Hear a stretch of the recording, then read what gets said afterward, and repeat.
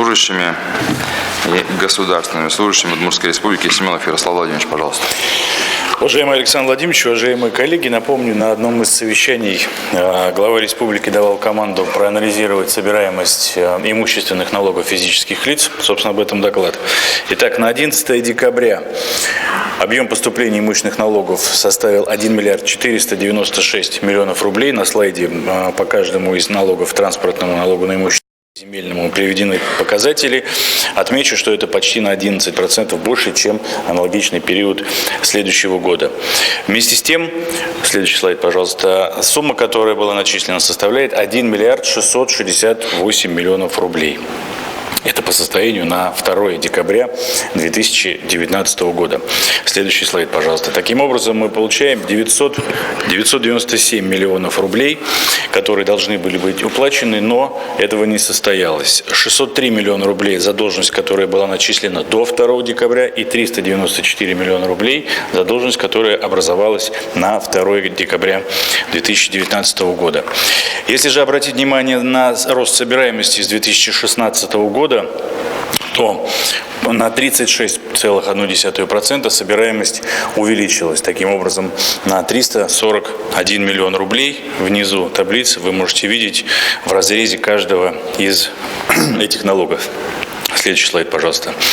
Если же говорить о том поручении, Александр Владимирович, которое вы давали с точки зрения государственных служащих, муниципальных служащих, депутатов и их семей, то работа, которая была проведена с 1 октября 2019 года, задолженность была погашена 665 физическими лицами на сумму 2,3 миллиона рублей. Но вместе с тем, на 9 декабря 2019 года у 1954 человек существует задолженность. Общая сумма составляет 6,5 миллионов рублей. В этой связи ведется большая работа совместная правительства и Федеральной налоговой службы и управлением. Юрий Николаевич, здесь большое спасибо. Служба очень много делает с точки зрения информирования граждан, информирования государственных и муниципальных служащих. Каждый, у кого есть смартфон, а такие люди есть, могут установить мобильное приложение с помощью онлайн-сервисов, оплачивать налоги. И кроме того, Александр Владимирович, выхожу с инициативой, поскольку налоговая информация не является информацией конфиденциального характера, всем руководителям при принятии решения о премировании того или иного сотрудника я предлагаю учитывать обязательность исполнения обязанностей по уплате физических налогов для того, чтобы чиновники на всех уровнях действительно были примером гражданской ответственности. Если вы такое предложение поддержите, тогда мы обратимся к каждому сотруднику и республиканской, и муниципальных органов власти, в том числе депутатам, для того, чтобы такая работа была проведена. Хорошо. Спасибо. Доклад окончил. Готов ответить на вопросы. Спасибо. Давайте дальше. Итоги работы имущественно-земельной реформы в 2019 году и задачи на 2020 год. Баталова Анна Анатольевна, пожалуйста.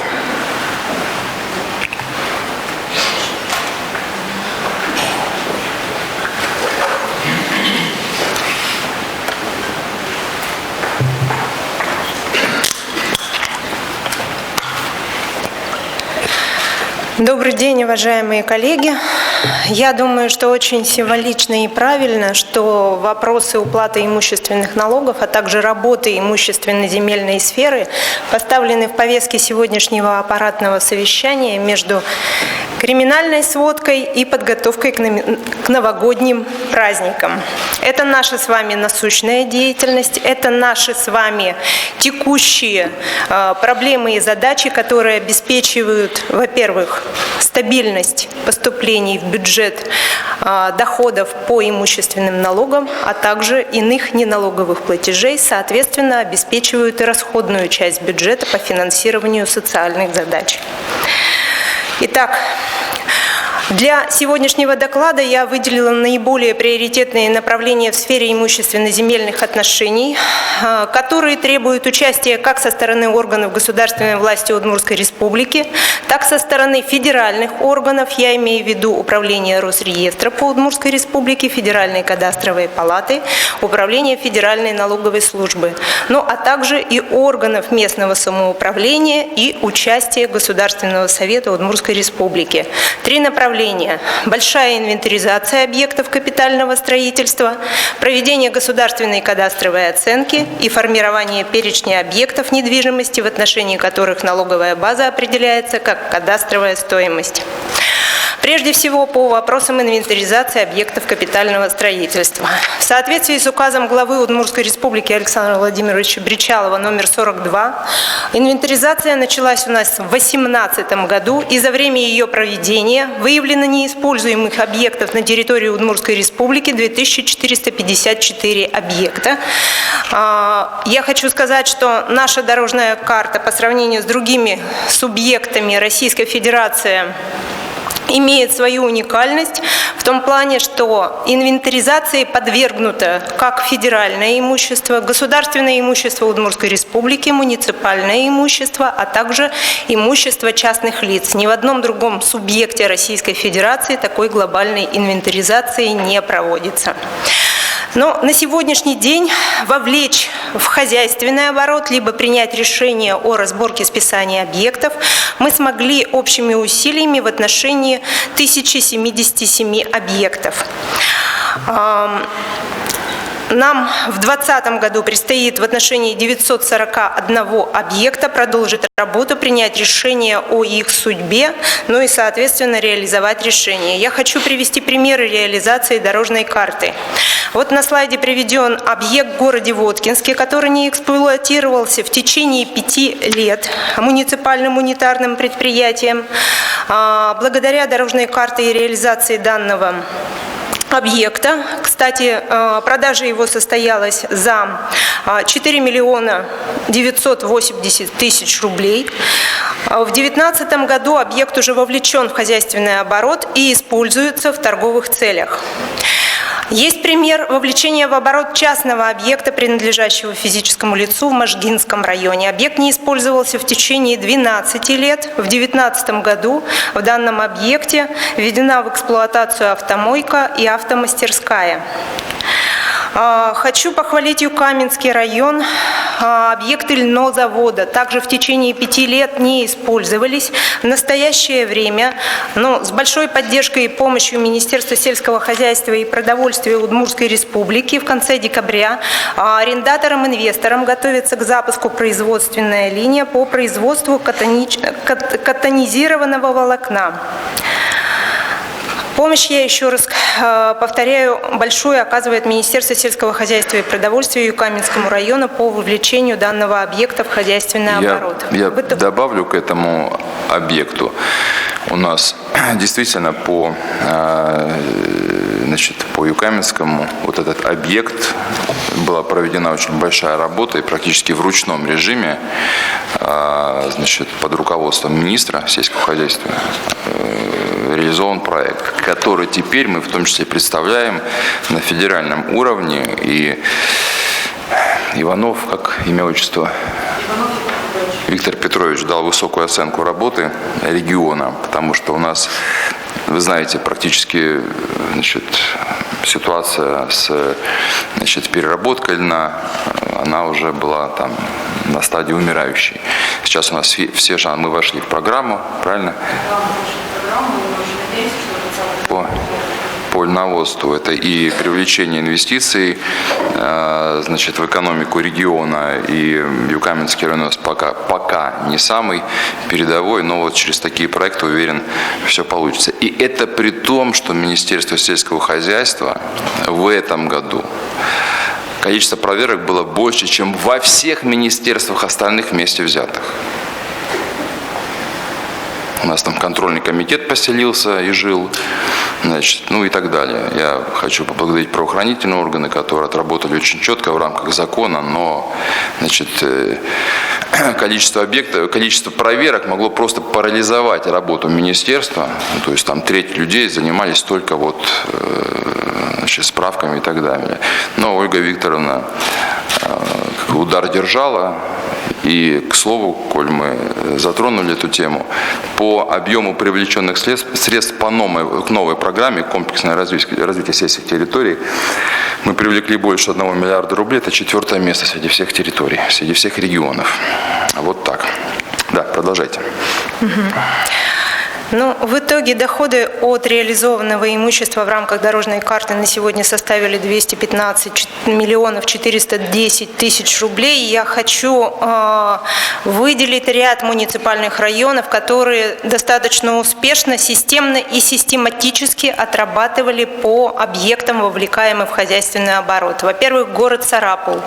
Александр Александрович, если на связи, я прошу отметить Макрушину Анастасию Викторовну.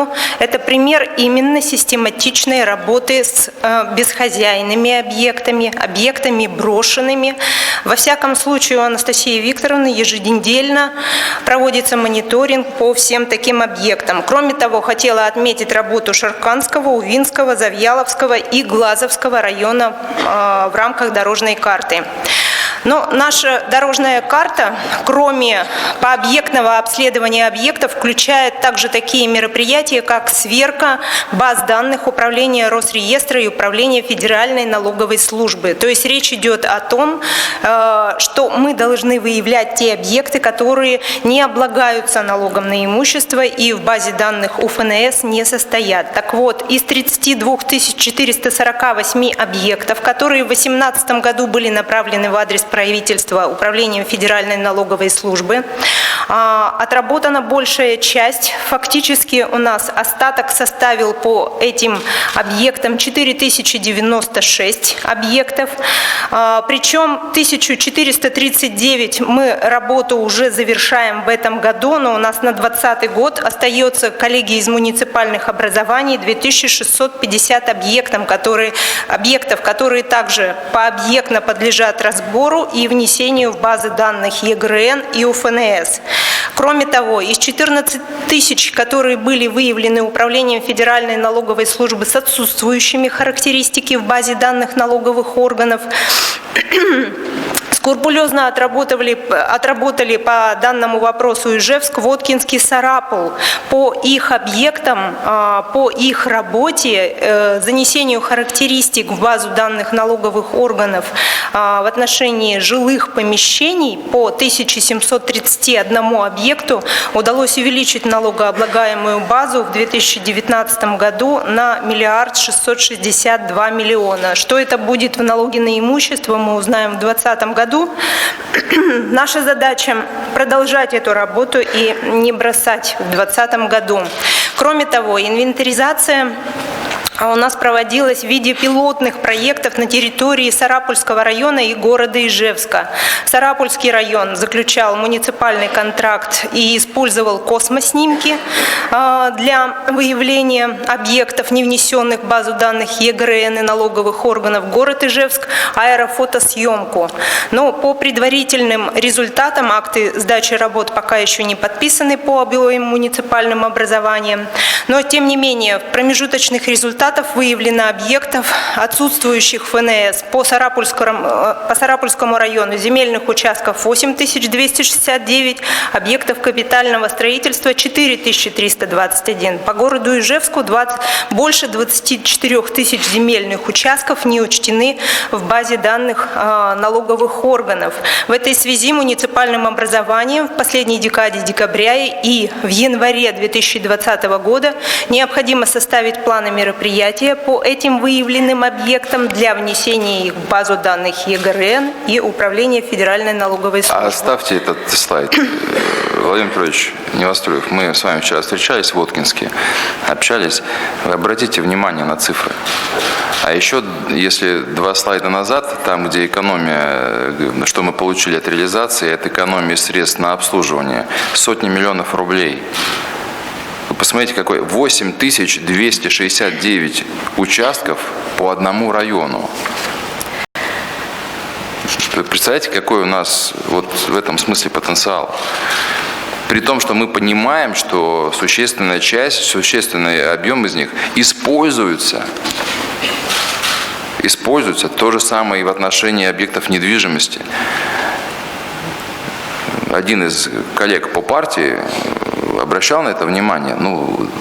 Поддерживайте, помогайте.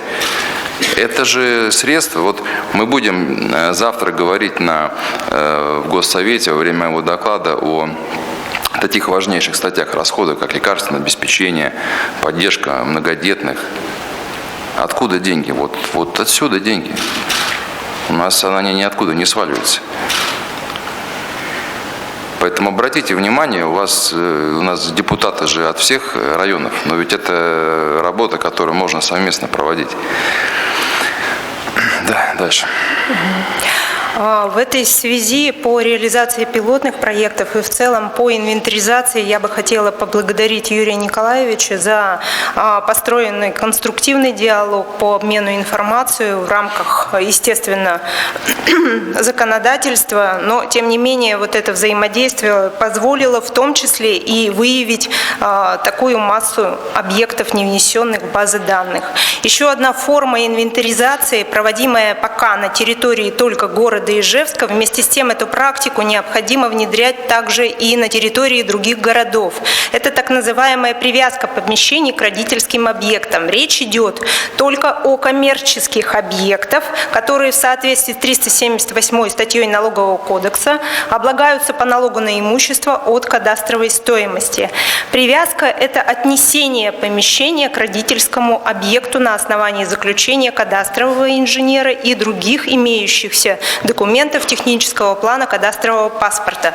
Так, на примере хозяйственной базы мы видим, что это эффективная работа, так как тоже позволяет увеличить имущественный налог. В частности, по хозяйственной базе эта сумма составила 2,6 миллионов рублей в год. 15 торговых центров уже прошли данную процедуру на территории города Ижевска. Городу Ижевску в 2020 году еще в отношении 300 помещений в торговых и административно-деловых центрах предстоит провести данную работу. Ну и, наконец, сама государственная кадастровая оценка объектов. Это тоже своего рода инвентаризация, потому что при выгрузке данных из ЕГРН мы сверяем и выявляем некорректные характеристики в отношении объектов недвижимого имущества, подвергающихся государственной кадастровой оценке. Для чего проводим эту работу? Я напомню, с 2015 года физические лица на территории Удмуртской республики уплачивают имущественный налог от кадастровой стоимости. Юридические лица у нас уплачивают налог на имущество от среднегодовой стоимости. Вместе с тем, те юридические лица, объекты которых попали в перечень, утверждаемый ежегодно правительством, уплачивают налог на имущество от кадастровой стоимости. Вы видите на экране и в 2018 году, в отношении каких объектов проводилась государственная кадастровая оценка. В 2019 году государственная кадастровая оценка уже утверждена правительством Удмуртской республики 12 ноября. И в 2020 году мы продолжим ее проведение. Хотела отметить, что государственная кадастровая оценка в отношении зданий проводилась до этого в 2009 и 2011 году. Поэтому необходимость обновления кадастровой стоимости, она очевидна. И в результате данной работы налогооблагаемую базу в 2018 году по помещениям и объектам незавершенного строительства увеличили на 27%. И в 2019 году в отношении отдельных зданий, земель сельхозназначения, рост налогооблагаемой базы составил 17,9%. Кроме того, перечень объектов недвижимости, в отношении которых налоговая база определяется как кадастровая стоимость для юридических лиц и физических лиц, имеющих объекты недвижимого имущества, соответствующие признакам 378 статьи Налогового кодекса. С 2017 года данный перечень мы увеличили до 15 745 объектов. На 2020 год перечень объектов недвижимости налогообложения, по которым осуществляется от кадастровой стоимости, уже утвержден правительством 12 ноября 2019 года постановлением правительства номер 522. Кроме того, городом Ижевском дополнительно направлены 297 объектов в адрес правительства для дополнительного включения в перечень. В итоге поступление налога на имущество в 2019 году на сегодня уже составляют 480 миллионов 145 тысяч рублей. И примерно сделан расчет от перечня, утвержденного на 2020 год. Прирост налога на имущество составит ориентировочно 272 миллиона рублей. Между тем, кадастровая стоимость может оспариваться заявителями. На сегодняшний день 179 административных исковых заявлений находилось или находится в производстве судов. По результатам проведенных экспертиз приняты судебные решения. В результате снижения кадастровой стоимости по результатам оспаривания на территории Удмуртской республики состоялось незначительное, на 1,8%.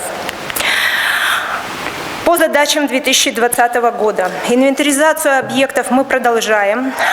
Вы видите, что 7931 объект с участием муниципальных образований мы еще должны визуально осмотреть для того, чтобы расширять перечень объектов для налогообложения в 2020 году.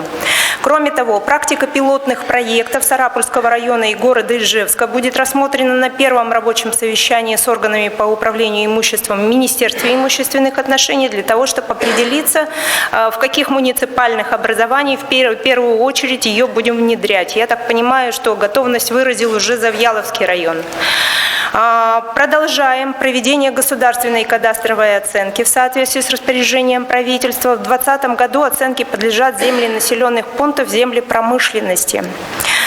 Вы знаете, что федеральным законом о государственной кадастровой оценке переходный период к новым правилам государственной кадастровой оценки был определен с 17 по 20 год, поэтому мы нормативно укладываемся в туры проведения государственной кадастровой оценки. Но при этом в 2020 году наши государственные кадастровые оценщики должны подтвердить свою квалификацию.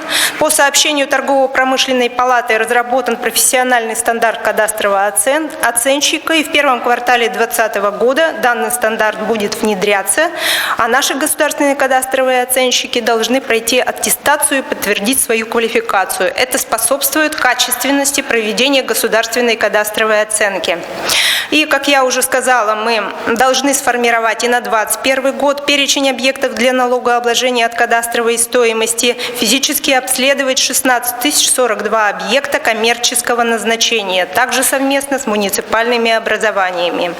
Но кроме того, я хотела для муниципальных образований поставить также следующую задачу – это постановка на учет границ муниципальных образований и населенных пунктов. Это своего рода тоже инвентаризация, потому что в результате нее мы выявили необходимость внесения изменений в законы Удмуртской республики о границах муниципальных образований, выявили качественности действующих генеральных планов и внесение в них изменений. В 2019 году впервые были внесены границы муниципальных образований в объеме 98 муниципальных образований, что тоже важно.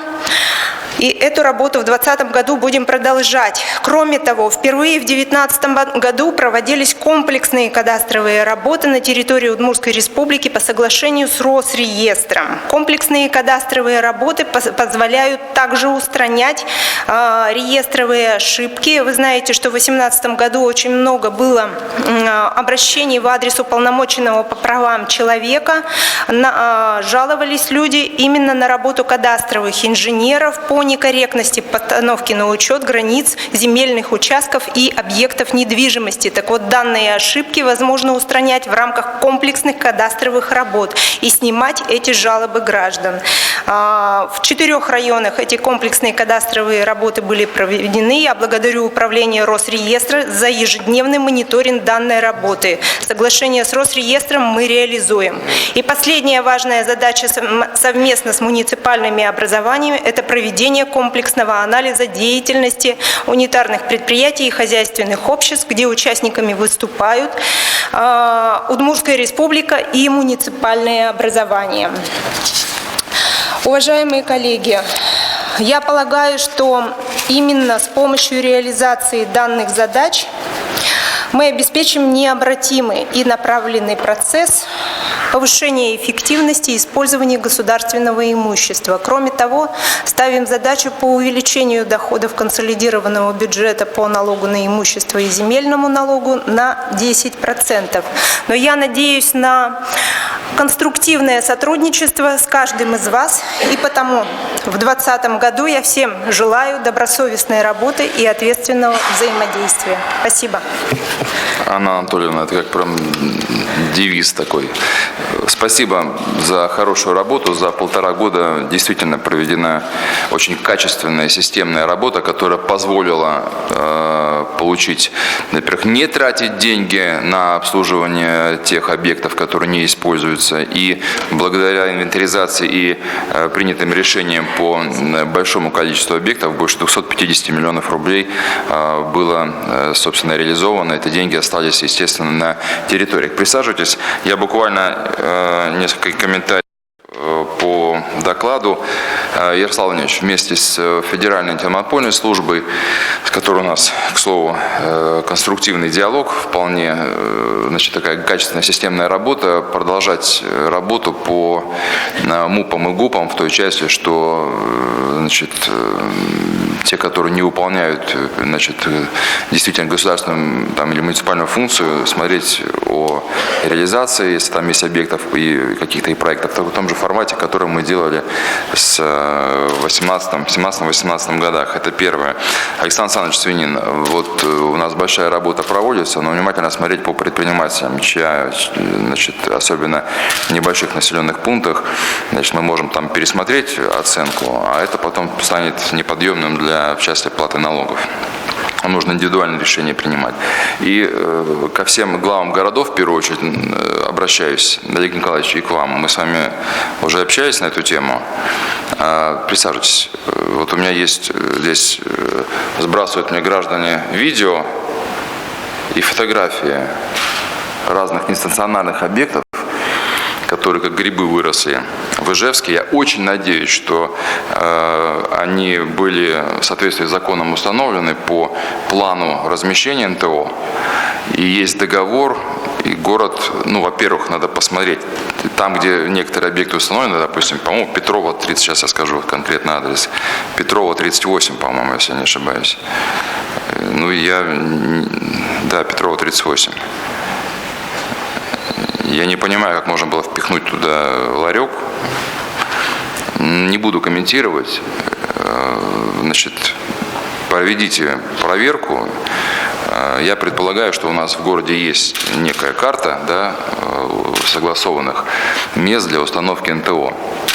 Это первое. Второе, точно уже есть 2 факта, когда на территории двора, а там есть нюанс, да, это управляющая компания. То есть тоже очень интересно, кто, собственно, получает доходы, если получают официально, и куда они направляются. Потому что у меня 20 сообщений за неделю. Преимущественно по одной компании, вы понимаете, о какой идет речь, ларьки. Вот. Но там еще есть. Но есть невероятно, там тропинка была, значит, прям там поставили, вот так вот наискось впихнули. И я говорю еще раз, комментарий не буду, выводы какие-то делать, но обратите на это внимание. Почти заключительный вопрос об организации новогодней мероприятий 2020 года. Смирнов Сергей Витальевич, пожалуйста.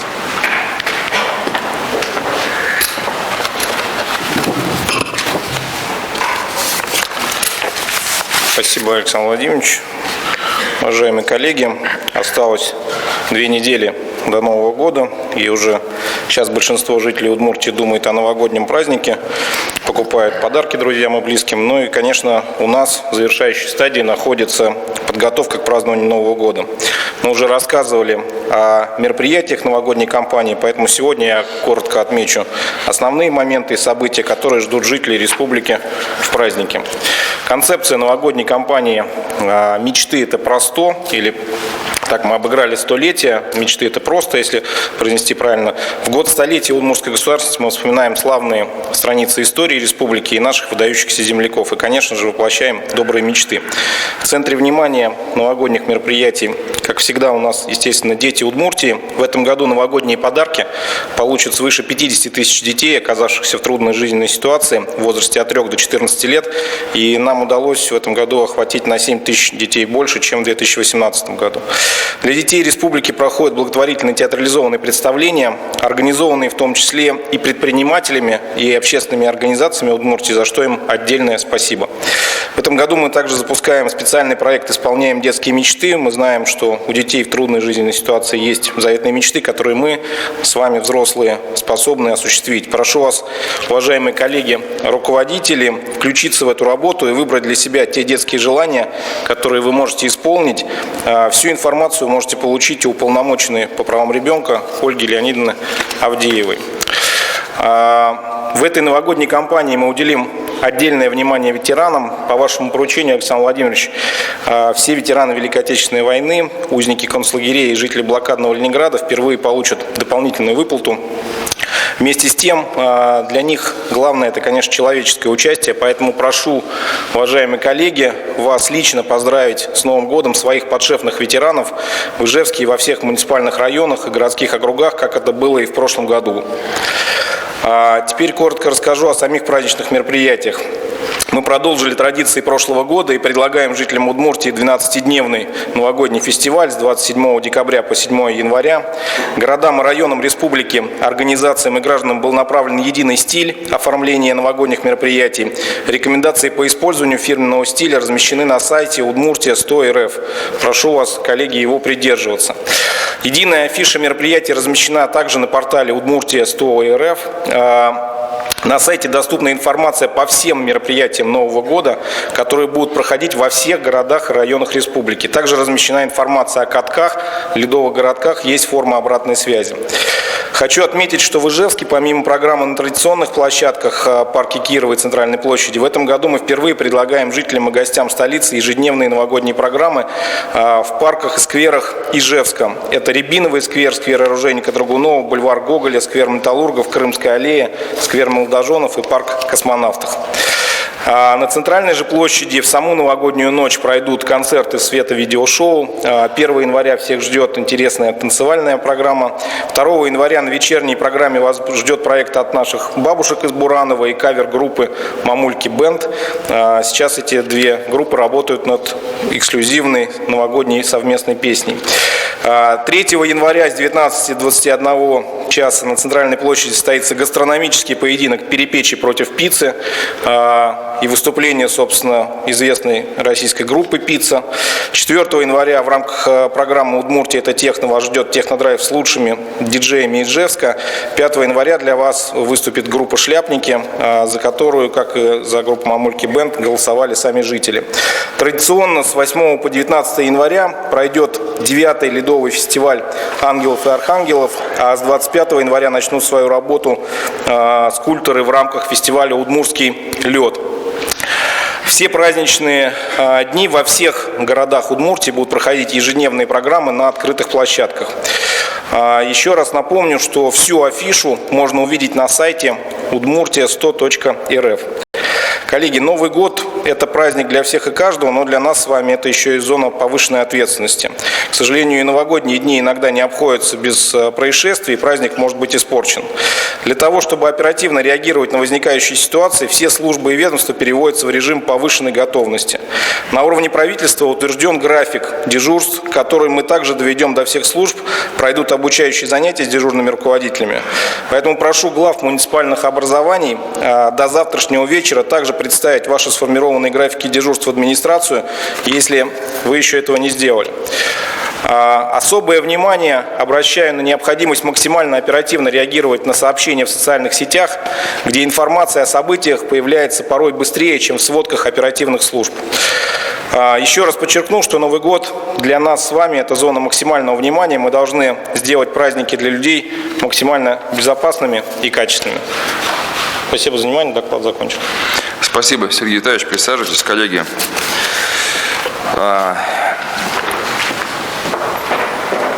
Еще один комментарий. Да, и одно поздравление у нас.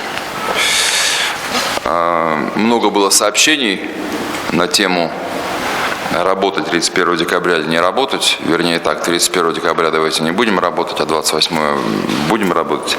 Но мы все понимаем прекрасно, что 31 декабря преимущественно всегда исторически как минимум сокращенный день. Вот, поэтому я принял решение, чтобы, да, действительно, 28 декабря у нас получается день рабочий, 31 декабря отдыхаем. Ну, это касается государственных, муниципальных служащих, подведомственных учреждений, а частные компании уже будут принимать решения, собственно, сами. Вот, и такой указ подготовлен, сегодня его подпишу. Поэтому делайте, собственно, информируйте, главам обращаюсь, своих сотрудников. Еще одна тема. Значит, у меня был прием граждан в приемной президента. Уже не в первый раз тема поднимается по так называемым поборам в детских садах и школах. Мы этой темой внимательно занимаемся. И вчера, в том числе, в Воткинске обсудили, мне коллеги из партии «Единая Россия» на это тоже обратили внимание. Тема очень сложная. Здесь нет, так сказать, какого-то однозначного решения. Хотя, конечно, то, что я услышал, и мне подтвердили факт, когда деньги собирают в детском саду, к примеру, на шкафчики для одежды, разделочные доски и кастрюли, дорогие друзья, это край. Это край. У нас здесь некоторые граждане различные транспортные средства не регистрируют. Снегоходы, хилусы и так далее, чтобы налог не платить. Мотивирую это тем, что 3 раза за зиму катаюсь, что ж мне теперь налог за него платить? Ну, действительно. А за родители собираются на кастрюле. Это все взаимосвязанные вещи. И доклад про имущество был, собственно, про это.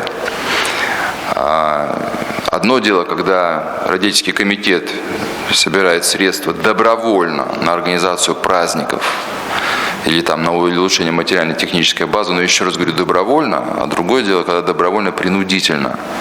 Я собрал здесь под 100 почти разных фотографий, платежек. Обращаю внимание на это глав муниципальных районов и городских округов. Есть какая-то я тоже родитель, мы с удовольствием собирали деньги на праздники, которые сами инициировали дополнительно. Это одно. Но собирают на окна, на охрану. Я понимаю, что это, такая мера вынужденная и связана она с недофинансированием, возможно. Послушайте, если мы декларируем, у нас десятилетие детства и так далее, все мы делаем для детей, значит, Анатолий Иванович, Ярослав Владимирович, деньги надо изыскать. При этом, обратите внимание, Светлана Михайловна, к вам это в первую очередь, естественно, относится, на наших коллег, особенно директоров школ. Я здесь читаю материал один, если это потом обсудим, подтвердится.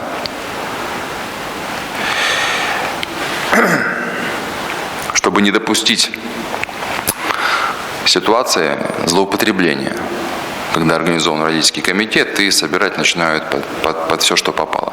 Это сообщение не для заведующих детских садов, преимущественные школы, это к нам с вами, к правительству, коллеги и главам. У нас инициативу вчера однопартийцы, так сказать, озвучили. Я думаю, думаю, Владимир Петрович, мы скоро это оформим в качестве проекта. Это первое. Второе, я сам съезжу в один из детских садов Ижевска. Но по фотографиям и по видео освещения нет. Дети еще находятся на территории, вообще выколи глаз, то есть вокруг здания. И, собственно, охрана, охрана, такой присмотр на территории внутри детского сада есть, а территория на щеколде, значит, дверца, заходишь, мы же понимаем, о чем идет речь. Там воспитательница с 30 детьми, кромешная тьма. Это второе. Третье, тоже есть факт. Огромное дерево, тополь, стоит на территории детского сада. Оказывается, 5 лет назад у заведующей она там добилась, чтобы его убрали 5 лет назад. У нее было разрешение на руках, оно истекло, тополь так и не убрали. Мы чего ждем? Чтобы во время урагана дерево сломалось на детей. Ярослав Владимирович, под личный контроль с инициативной группой депутатов партии «Единая Россия». Тотальный контроль. Только я еще раз хочу обратить внимание, не закручиванием рук, выкручиванием рук заведующим. У них и так полно там проблем и забот. И собирают они на окна не от хорошей жизни, а от того, что недофинансируем. Мы поэтому сделали проект «Большой ремонт», чтобы в этом поддержать. А провести внимательный анализ, инвентаризацию и понять, на что и сколько необходимо средств. На разделочные доски и кастрюли. Это факт. Слов нет. Послушайте. И мы живем среди этого каждый день. Это же не мне только сообщения приходят. Вы тоже об этом знаете. Значит, в бюджете муниципалитетов и, соответственно, республики необходимые средства. Подключайтесь, депутаты, бизнес. Ситуация непростая с бюджетом, но мы выполняем все показатели по указу президента по национальным проектам. Изменения очевидны. Я обращаюсь в том числе и к предпринимателям. Давайте поддержим. Ситуация это не сплошная, нет. Но даже если один такой случай есть, где на кастрюлю собирают деньги или на окно, или где освещения нет в детском саду, это уже чрезвычайная ситуация. Нам именно так к ней нужно относиться. Понятно, что проблем много, но все, что касается детей, мы должны и обязаны в первую очередь решать, чтобы там не было с бюджетом и так далее. А есть где у нас усушиться, извините. Есть где разумно оптимизировать, где изыскивать дополнительные средства. Все проекты, которые мы с вами реализуем, это подтверждают. Так, закончим мы тоже такой позитивной новостью. 12 декабря очередная прошла награждение победителей национальной спортивной премии в России. И в номинации «Комплекс ГТО. Путь к здоровью» победил физкультурно-спортивный клуб «Юность» из поселка Кизнер, как организация, добившаяся наибольших успехов в организации тестирования по нормам комплекса ГТО, что еще раз подтверждает, что Удмуртия территория спорта. И так случилось, что как раз почти к этому времени родился Александр Иванович Плотников. Он у нас на ВКС, поэтому давайте их и с наградой поздравим, и с днем рождения. Уважаемые коллеги, завтра встречаемся либо в режиме онлайн, кто не будет физически в Госсовете, либо в здании Госсовета. Подведем вкратце итоги 2019 года, и детально разберем планы на 2020 год. Всем хорошей недели. Спасибо.